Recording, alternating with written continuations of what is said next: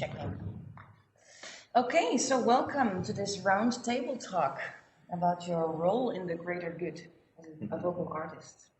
I'm very curious to speak to you about how we can have our work make sense in an even broader perspective than just vocal music, or whatever role it might have, in your opinion, in the world that we live in nowadays. And we have a very interesting panel here on the table. And I think the first thing, we'll welcome people online. The first thing would be to have a short introduction from the three of you. My name is Merel Martens. I'm a part of the music committee, and I'm here to moderate this session with these three very interesting people here on the table.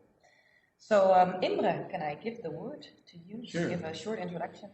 Great to be here. I'm very curious about the conversation. Yeah. So I'm a composer and a conductor, working with amateur choirs here in Utrecht, also other places in the Netherlands.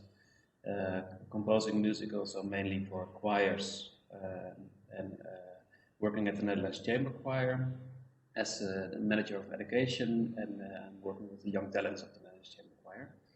So that's what I do, and what I'm interested in is the relationship between especially vocal music, choral music, and ecology, and a lot of the things that are going on in the world at the moment. They're in a way interconnected in a complex way, and I think arts and especially music plays a crucial role, can play a crucial role to get an understanding of the world we live in nowadays. So I hope to get new inspiration in this morning. Yeah, and we would like to hear a lot about your thoughts on that later on in the session. Thank you for this presentation, and thank you for joining the table talk. Thank you. Yeah. Good. So then maybe Merzi, we can hear from you. Hi, I'm Merzi. I come from Finland. I work in Sibelius Academy in a department called Global Music Department. And I'm a choir conductor and a singer and a person who makes music in many ways. I'm very interested in, at this point of life, like music and art is like it's like a vehicle for our purposes. That's how I see my instrument, like people. Yeah. Ook, I have spoken. Yeah. Amen. Thank you, Merzi, for being here. Thanks, and looking forward to sharing thoughts with you. Thanks. Yeah. So maybe we can hear from Carlos. Hello, I'm Carlos Amorales. I'm an artist, visual artist from Mexico City. I'm here because I was commissioned by the municipality of Utrecht to do a public art project for 5 years. So the idea was to, experiment or research for 5 years, which is very, very long for a public art project. Also, considering it that it was supposed to be experimental. And what attracted me coming here was to learn that in Utrecht, choral choirs are very, very important. So I thought, well, this is really a big part of what the city is made of, the structure of the city, almost like a network. And I thought, okay, how can I embed the language that could be introduced in such a network, like rule there. So I was trying to apply that. And it's been a very long journey and very difficult, and has changed a lot. So I'm here, I'm not a musician, I'm more a visual artist in the visual field. Yeah. But I also am very interested in music. Exactly. Thank you, Carlos, for being here and for joining this roundtable talk. I think it would actually be really interesting to hear a little bit more about this project that you are doing and to see how we can connect that to your role as an artist. How does it actually serve the world that we live in your opinion? I think it's a very difficult question. We in Mexico start to have this question more and more, like if art has a function in society, and what is this function? If it's something really concrete, like you use art for something, or if it's something more in a spiritual level or feelings or how. Last year I was with the pandemic and situation where everybody was in Zoom and was isolated. I thought, well, maybe it's the right time to ask different artists what do they think about the role of art in society. I mean, I mostly ask also visual artists, but from very different kind of approaches, different age and gender, you know, so just to have a very different kind of varied kind of approach. And then I realized that everybody has an opinion which is very different. So it's really not one way to look at it. So there is, for instance, people who see art and magic as something coming together, while others are really seeing art and science like as the thing. And I thought this is very interesting that there is, I think there is a use for art in society. There's something, it's not just only there, you know, it's not only an ornament. There's something to give to society, but the ways can be very, very different, very diverse. Yeah. That's it.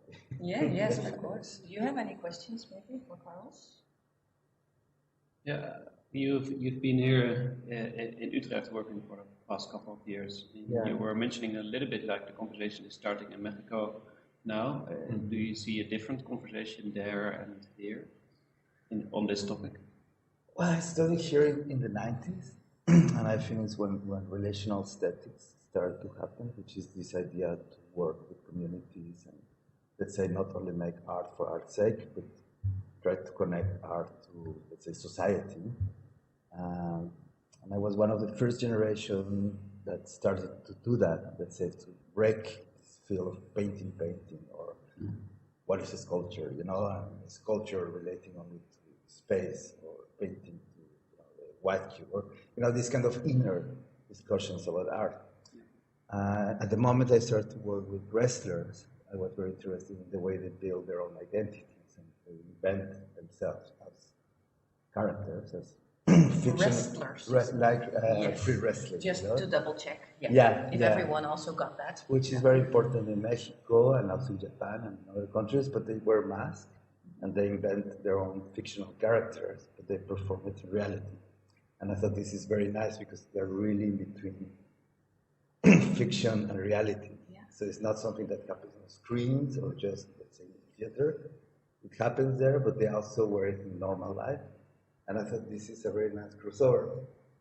But what I noticed that then also in Holland started to become important how you will implement that in society. Let's say how you use art to tackle social problems, let's say in a neighborhood or with a certain group of people, or how to integrate people. It also became functional. That's just, let's say, not an experiment for the sake of art or for experimentation, but really something like more programmed. Which I think is very pioneering in Holland. I think, you know, like when you see relational art in other parts of Europe, it's used in a different way, maybe more related to the art world. But this idea to use it socially, I think is a very Dutch kind of thing, which I think through the years has evolved and also has been touching other fields or becoming an important question for other forms of art. I have to say in the beginning I felt a bit questioning that. Like, I don't know if we really have a function in that sense, like, are we for hire? You know, like, are we really the people to make the world better? Or is people in general? You know, I don't think it's a question that artists should make the world better. I think we all should make the world better. But, you know, in the moment, but in a strange way, that's slowly, after 20 years, this question has come, for instance, to Mexico, from other parts of the world. And that's why it's really interesting. Yeah, so to use art for social matters, do you think that we should make art more accessible in a way for the general public? Because I think the word art for certain social groups is also something that can become something scary, maybe.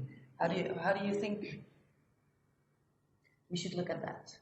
Well, these questions are so big and beautiful. So I have to say that I approach this from like a private and personal angle. So I just think like, who am I as a person, and what tools I have, and what are my goals in life. If my goal is like, okay, I want to do something that also helps somebody else or gives something for somebody else. So I just look at my tool pack, and then I kind of see what I want to do with this. And one of my biggest tools is like choral worlds. Okay, I want to go there, but I don't have an opinion of art itself. I have an opinion of myself as a person and my tool pack, and then I just go and do stuff. So it's kind of, I'm a simple person in that sense. And but then again, we can do big things even from a simple perspective. Like I actually wanted to tell you about the choral project that I've been starting with my friend Peder Carlson, and he is an activist in the ecocide law project. So ecocide law proposal is a proposal for international law that crimes against nature could be parallel to crimes against humanity or war crimes. So like genocide and ecocide could be parallel. And there's a big effort to try to get it in the Rome statute. How do you say that? You know what I'm talking about? Yeah. So Peter and I, with the help of European Choral Association and a lot of friends and composers, we have been invited to the project. Well, we are creating a package of 10 songs, and we are creating a 1-hour choral performance package with how to perform it and what kind of topics to discuss while you're rehearsing the songs, and what is like challenging people to think about the ecocide law possibility and what is it. And we are trying to help the European singers to get the knowledge about like what is ecocide law. So by providing this kind of artistic package, so okay, we compose songs, we say what can you do with this, and asking choirs to, if you want this package, we give it for you and you can perform it. So that's our intention, to spread the knowledge about ecocide law and maybe push some pressure through those choirs and singers and people who get to know about this, so that they could try to push a little bit the political direction in their countries. So I see that like a small thing, small me, but then we do this, and maybe like European Choral Association, there's 34 million members, right? So if 1/10 of those choirs would take that and they sing it, and there's like this alto who sings that because I know is this, and then they go home and practice that, and they talk to their families. So we can maybe reach many people, and that might have an effect. Or if not, at least I tried something. Yes, exactly. Exactly. Yeah, this is a beautiful project. Do you have any questions for Merzi about this, maybe? Well, what I always find interesting is the balance on how concrete and like how much you become an activist as an artist, and how much it is a reflection within your artistic realm. So to say, I'm interested in these songs. Is it like the activist text that I will use as an individual? Like I have a strong feeling for our ecosystems, and I want, as a person, not as an artist, but as a person, I want to fight for that. And then I need protest songs, and I need. But as a musician, I sometimes also feel reluctant, and I feel like this is not my role. I want to reflect on a deeper layer of in what kind of world I live in at the moment. So I'm interested in how if you recognize this tension that there can be, or in this project.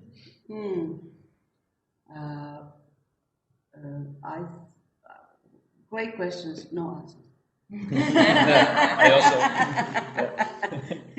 to be honest, because I think it's super personal. Like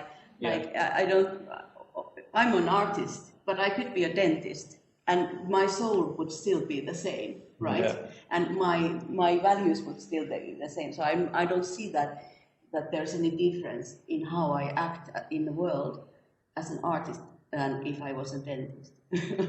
like it's about my values and my approach to people, my connection to the world, my connection and vehicles to and interests, and how I wanna, also personal process, like where I am in life, what do I need personally.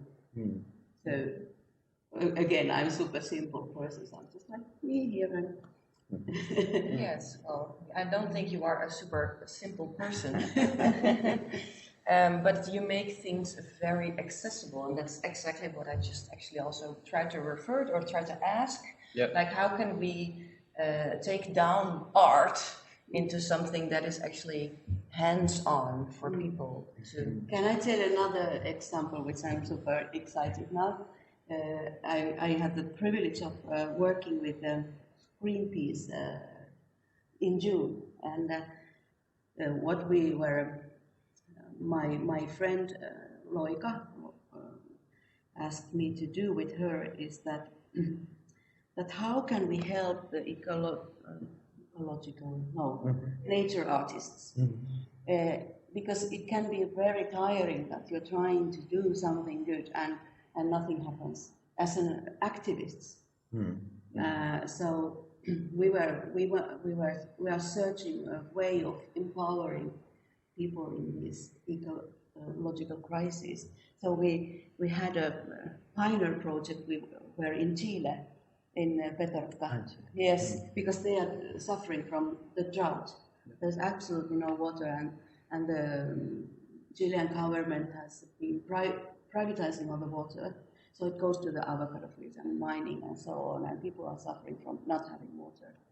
So we went to Chile, and we worked with the local activist group, like 30 people who are fighting for the water in Chile. And we went there, and we took the drought as a starting point. So we recorded sounds of drought and how is it the water sounds, and then we asked people to take us to the places where it's dry. Where can I see, okay, there used to be a river here, now it's not there. And we started with the stories, and the final product of our thought, and which succeeded actually, was a song that we created with the people about their suffering of not having water. And we recorded the song, and now it's going to be a video with Greenpeace. And the people can use in Chile, like, okay, hey, we don't have water, we have made this song, this is what we want to say about the drought.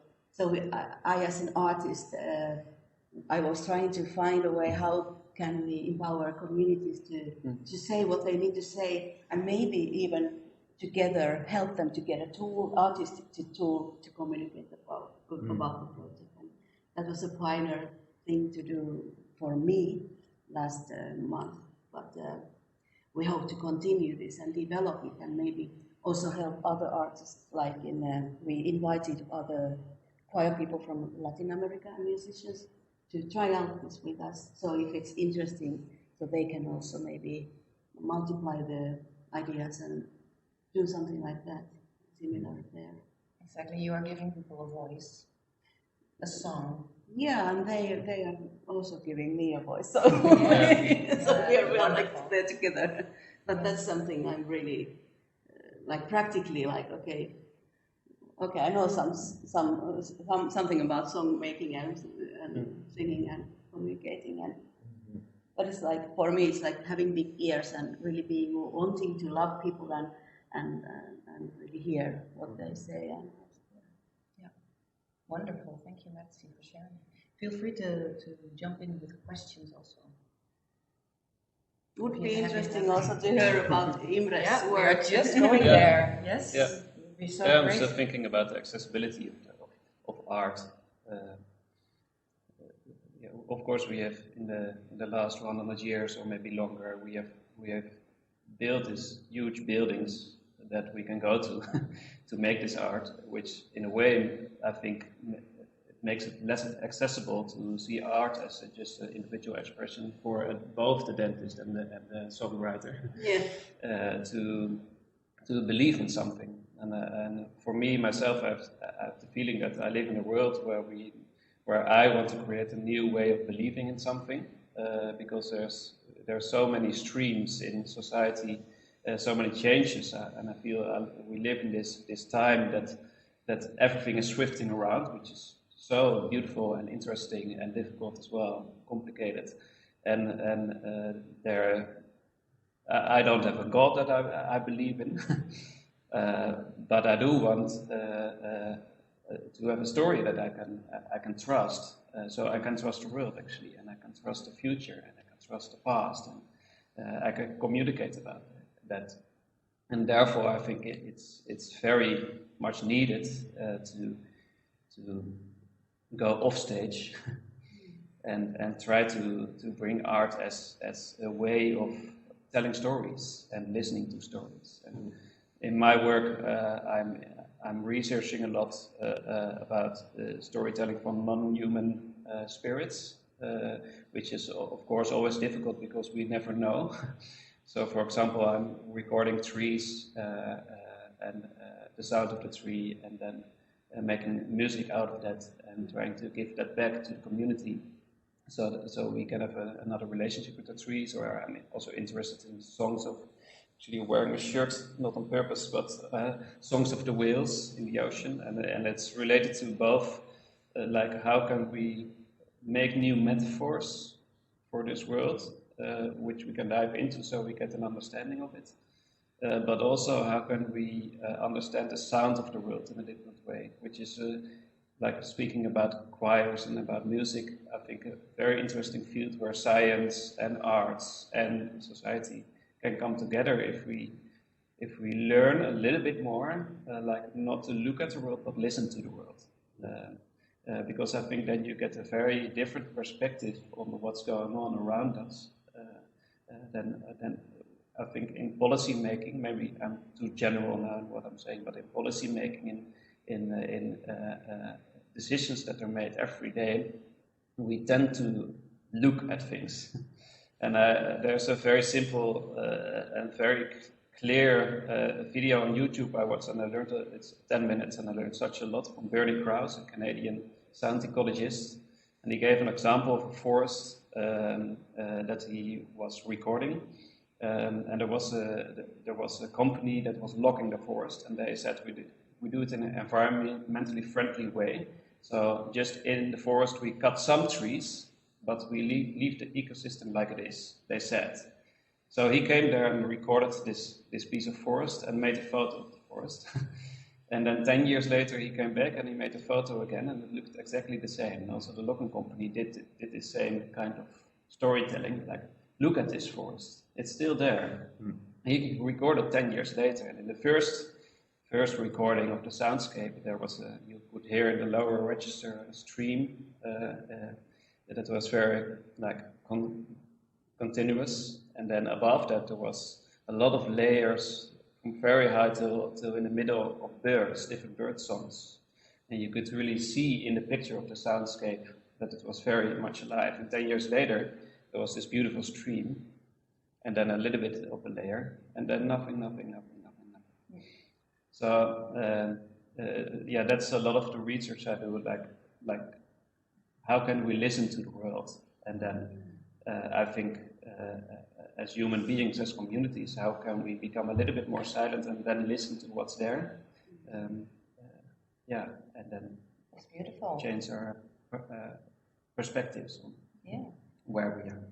So, and for like me or someone else in the room walking around here, how can we start listening to the world, in your opinion? Well, it's fair. What do we do? What's the first steps? Well, I think listening is very simple. Just stop talking. Yeah, that's the first step. And I think to come back to the accessibility of arts, we need to create spaces in which it's allowed to listen, inner conversations, inner dialogues.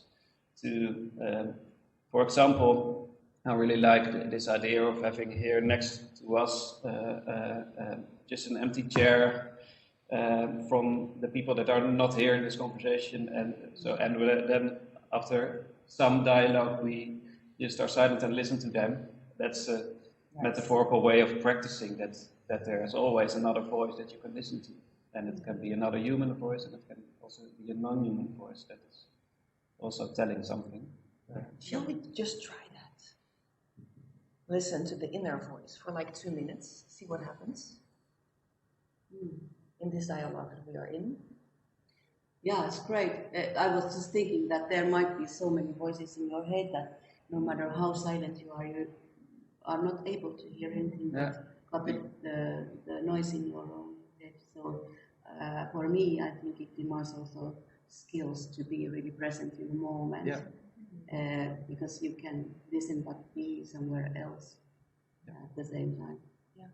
So with some help for that from our beautiful moderator, would be really how to silence my inner discussion. Yeah. I know her, so I'm challenging my friend here. And I'm also so happy, Merzi, that when we had some of the big questions that you said, these are big questions. Yeah. And I think we all feel a little bit overwhelmed by this topic, right? To start with, and we have to stay close to ourselves in the first place. Yeah. So maybe it's good for 1 or 2 minutes that we just breathe out and think about what we just discussed and listen to the people that are not speaking for one minute before we continue this conversation. I'm quite curious. Let's do that. I like that idea.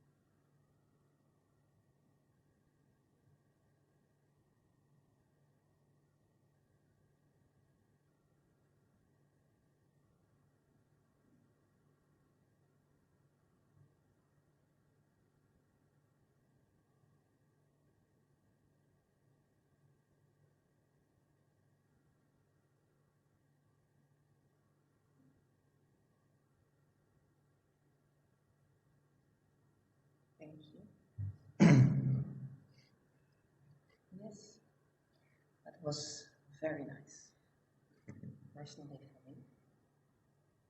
And I'm quite curious actually to hear, because we have a visual artist also in the room.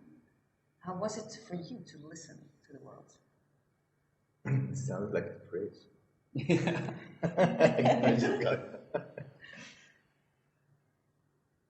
No, I love how somehow we stop. Feel like stopping, like a pause. And that's very nice, because mostly you are trying to fill up the space with words or action, or we have to say something meaningful because we're online. So that's very interesting. So we don't do that.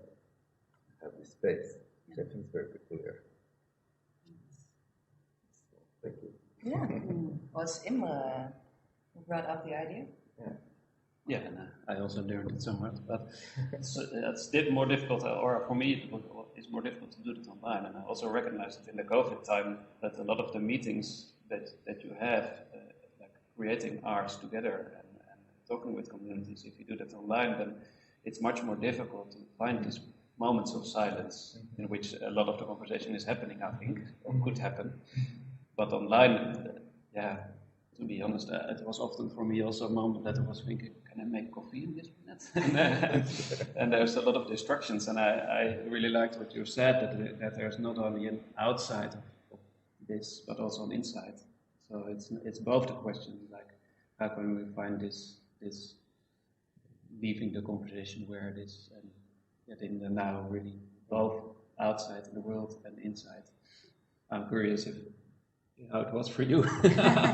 Well, I was thinking that it's my personality that is very noisy inside. As I was kind of reflecting, because of course I always talk about me when I reflect to somebody's sayings, but I was like having a very noisy moment, and I think for me I would need more time to first to let go of all my pre-settings in my thinking and hearing.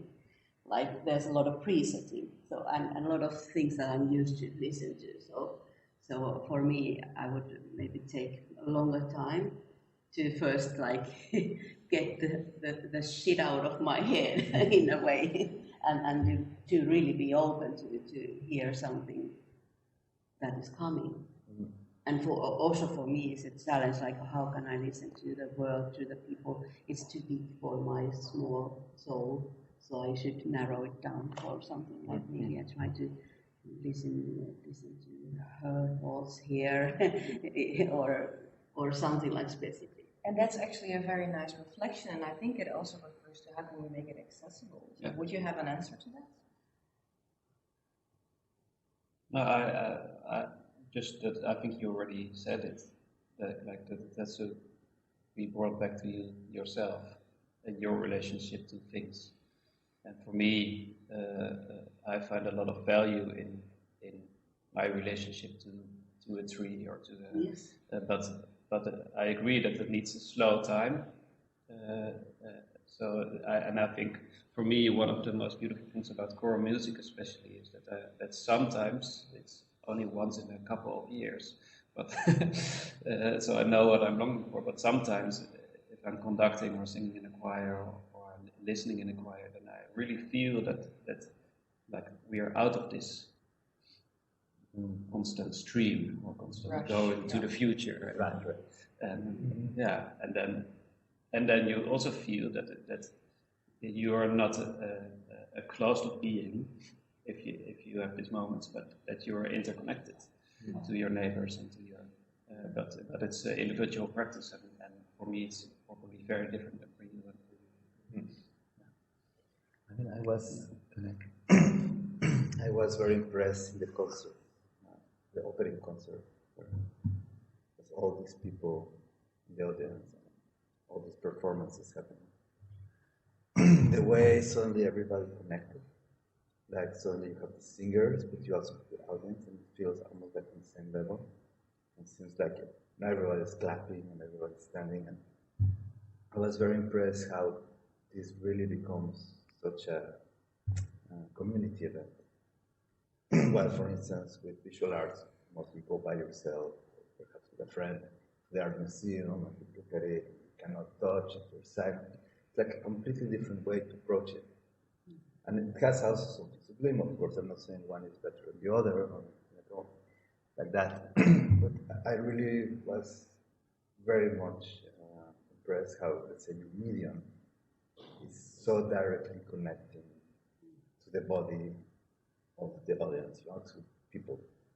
Just, I mean, I felt like crying, I felt emotion, and that was very clear. It's something that perhaps in other arts, like cinema isolates you, for instance, or reading, like a book also isolates you. You have to be alone and concentrated.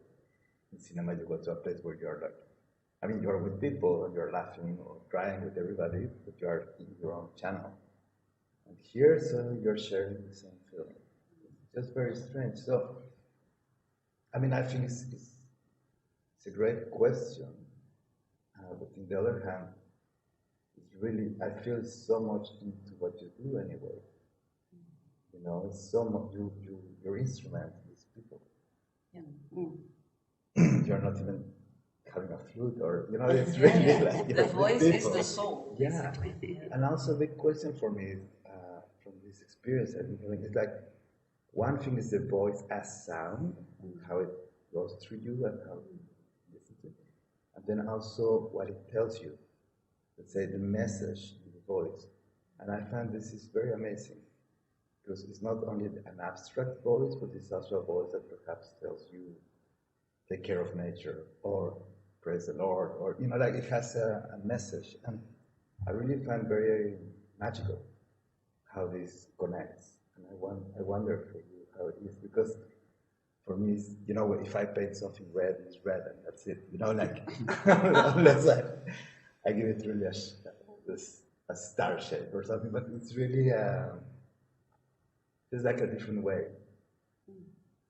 Something very abstract that has the possibility to have a very concrete meaning, and I find this is really beautiful.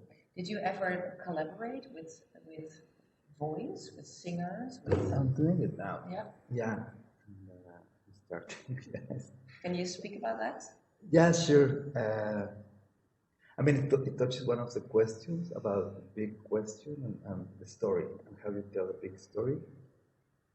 And I approached this project that I'm doing here with a big story, and I was trying to talk about how I feel the world, and problems of the world, and ideologies, and my own confusion with the world. But what I noticed that my approach was so general that people could not really grasp it, they could not connect to it. So what I had to do after some years was to try to propose it differently and tell more about my own personal story. And once I started to talk about my experience living in Holland for many years, and my impossibility to learn the language, and how I felt isolated, and this kind of, like more personal thing, magically people start to connect, and then they were much more open to try. So what I decided was to write the songs myself, make them autobiographical. Somehow they're funny, and they talk about a moment in my life. And also I propose to conduce them, but of course, I don't know how to do it, so I'm trying to learn. And that's what I've been doing the last 2 months, trying to learn how to conduce singers. And it's really a challenge. Wow. I feel like a baby crawling. But that's what I'm doing now. And it's very nice. It's an experience. It's very strange, because sometimes I'm even making somebody sing, and then the voice comes, and I feel so, like, in Spanish you say perturbado, like so perturbated, you say, like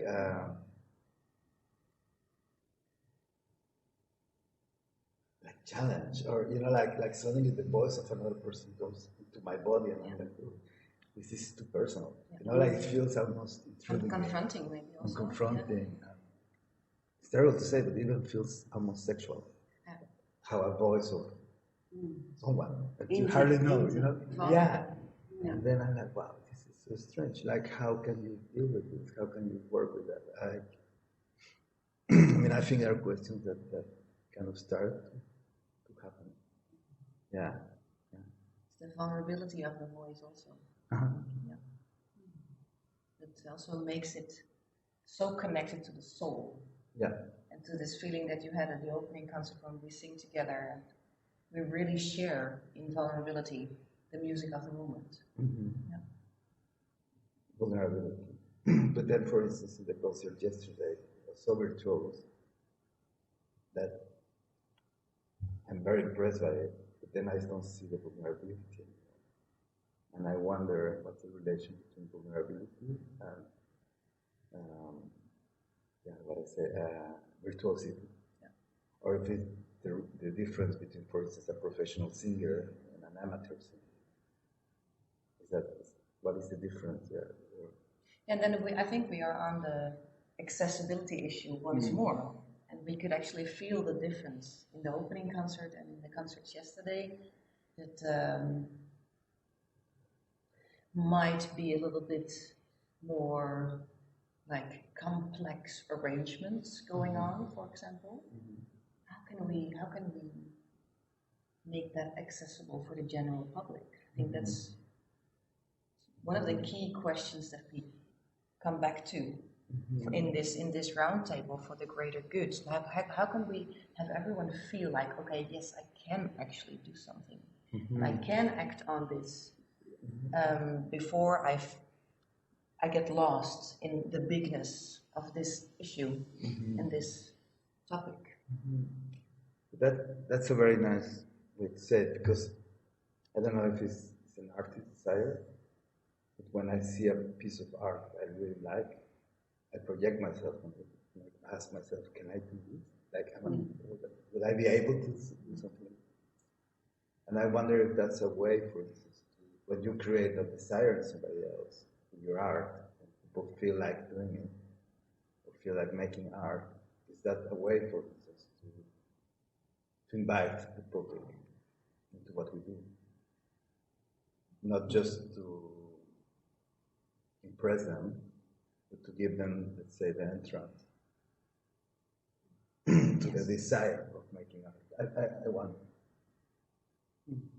For me, this kind just the thoughts that are born in my mind is like I come back to this like being holistically present in the world and being true in the moment. Like if I'm really, that's something that speaks very much to me. But also like as an artist, so if I'm true and holistically like on the stage or here, so then it's accessible. I think it's always accessible, and of course, the not everybody needs to sing every song and every arrangement, and like so I would not worry if there is a piece of visual painting that somebody doesn't can. If I'm not able to paint your red star, it's okay. I can connect to that anyway. If it's kind of a true. Somehow for me, so I would say something about the choral music. Not everybody needs to sing all the songs, and still it can be accessible if we are really truly present in it. That's my feeling about that. No, but I agree. I mean, I don't think art should be accessible. It's just society should be. You know, like if we open it, then some people will connect with it. Yeah. I think my problem is sometimes when let's say politicians say art should be this or should be that, even if it has good intentions, but it starts to push it somewhere, and let's say my rebel side starts to be like, no. That's really nice, thank you. Yeah, and at the same time, I think for myself, I also feel that like having a little bit of knowledge about choral singing, etc., that I feel more distance, and I sometimes dream of being naive, totally naive, because singing is not an art form. It's just when you get born, then the first thing you do is and then it's already there in a very simple and subtle way. And when it's your birthday, then you sing. So, and in that way, that's. But I'm not able to create such a simple songs that we can have for rituals like a birthday but we have so many rituals with New Year's, with Christmas, with a birthday, and I think we need more rituals, or we could use more rituals to connect, and then we sing, and then is this art? I don't know. It's just expression, but I feel also that for me, I don't know how you experience this living in the Netherlands, but that we get further away from this simplicity, so to say, from singing is just us, it's just being a human being, that's all. And we put it in art, or we switch it to an art form and think it's art, and therefore we create more distance. But communities sing all over the world, or used to sing all over the world. But yeah, the thing is, how bigger the community gets, then you don't know the same songs. Maybe that's problematic. I don't know. Yeah. Yeah, it depends, of course. And I think so. For myself, I have two small kids. They're almost 3 and 5. And they're singing all day long. It's natural, right? Yeah. And painting as well. Yeah. I'm so proud of whatever painting. And dancing. Dancing. And building stuff, probably. Yeah. That's the core of what we do. Yeah. But like, I was thinking like, okay, do we put singing to an art? Well, like, where is it that we put it? So how can we put art as something which is not natural? Like, the whole question feels interesting for me. Like, who says art is like something about something we don't do? It comes from people. It comes from playing. Yeah. You know, when we were kids, we played. Yeah. And when we become older, we make art. Yeah, we call it art. It's easier to keep playing. Yeah. To combine your playing with some ideals or with some. How would you? Well, maybe not ideals, but with some desires and images, with fantasy. Yeah. So connected. But fantasy, actually, kids are the best. Yeah. They're. So what is it that makes it art? Sorry. What is it that would make it art when we grow up? Sophisticated name for keeping playing. I think so. Yeah. And you maybe get paid for it. Yeah. If you're lucky. Yeah. And people like to see it or experience it. Because not everybody makes art, not everybody plays. I don't know, it's a very strange thing. It's like almost like a privilege, like some people can do it because they are good for singing or for painting or for dancing. But then society demands that they are the best, or demands that they are in a certain way. You know, I think it's not only about playing itself, but it has to do with playing and the relationship you have with your parents. You know, like you played and you show your parents what you did. That's what you did as a kid, or you had it, or there was always you played, and I'm a lonely child, so maybe that's why. Perhaps with a brother is different because you show it to your brother or sister, but in my case, I show it to my parents. So there was always this kind of like doing something for showing. And it's what I do now. That's how I do. Yeah, it's very connected. Yeah. But of course, in a strange way, you go through an academy, you go through a certain, let's say, social. But in a way, that's also the same. Like a child it's not only about sharing, because I fully agree that it's about that, but it's also about learning. Yeah. Your children singing those songs, they're also learning a language. Yeah. And learning to use their voice and to speak out. And building with the blocks, they're also learning to use their hands and to use their brains to see something grow, etc. And we keep on doing that as we grow older. And if you are 40, then there's different things to learn than when you are 10.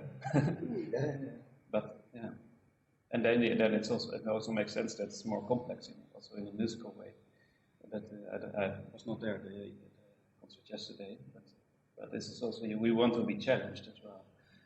So we get new understandings, we get new thoughts, we get new insights. And therefore, you also, I don't know, it's also just about learning to understand what is the relationship between my body and your body, or my body and the materials I'm touching. Yes, I think all four of us were at the opening concert, right? Yeah. And this was also connected to the elements, so also to Mother Earth. I think. Did we have any inspirations that we want to take from this talk or from that concert that we want to share? Like how can we, I don't know, connect to the greater good, create awareness, whatever we want to call it? Is there any reflections, any inspirations? Unfortunately, I was not able to do the concert. Oh, sorry. Yeah. So I'll leave it to the gentleman. Yeah. Okay. But you're free to reflect on this session as well. We are kind of closing the session.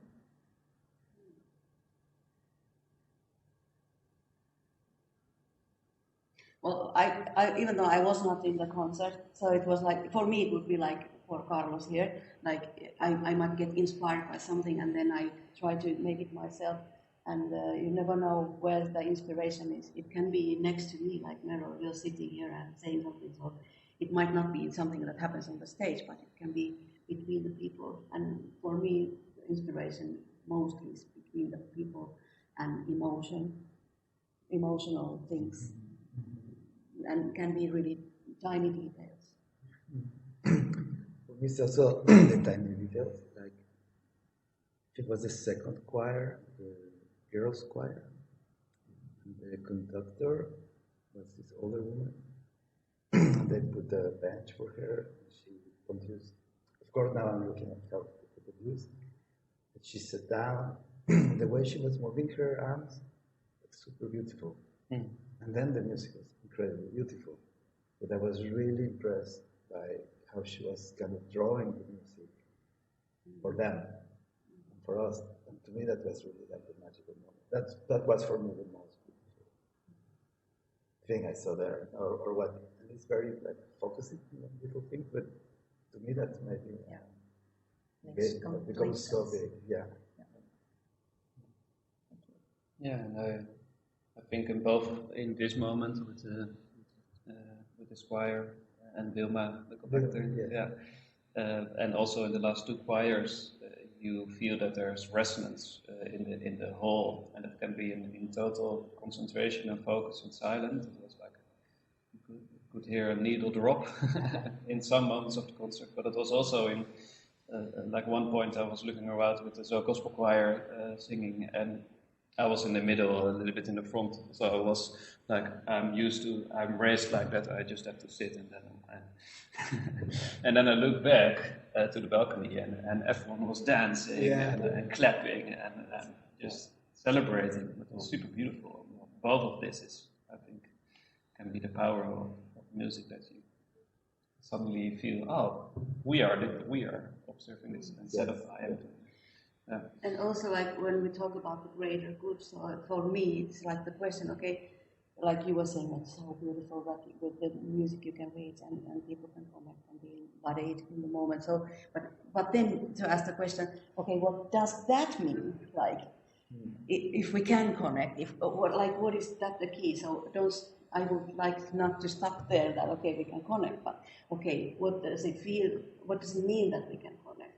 So what actually, okay, this is a result. So with this kind of results, what meanings these results have, and then look into like, okay, with these meanings, what we can bring and what we can do, if like the audience can feel empowered. Okay, hey, there's 1,000 of us.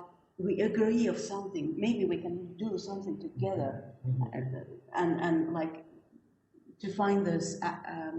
I'm trying to find those answers from there, like a couple of steps, like after what is the effect that I do, and then to see that if I now hire myself as an artist, to see as an artist like, okay, this is the consequences of the work at its best that I can do.